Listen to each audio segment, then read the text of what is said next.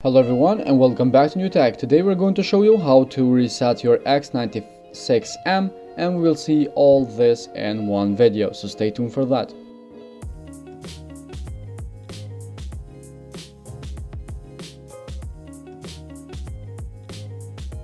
So here at the settings you go to device preferences and all the way down you have reset, reset again, and press erase everything.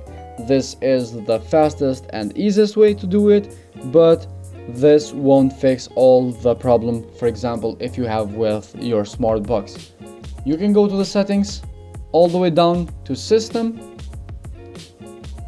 Here you will find reset options. So here you will see 3 or 4 options. For example, recovery, all data with factory reset, which we are using today. And in this case, if you are doing this reset, you will erase all the data that has been in this box, and when this box starts again, it will be like brand new from factory with all the default options and settings. You can see right now it's restarting. It will take a little bit while it's erasing the data. In this video is speed up. It will take a couple of minutes, but again, as you can see, it's now working. So guys, this was all for today's video. I hope you found this video interesting and helpful.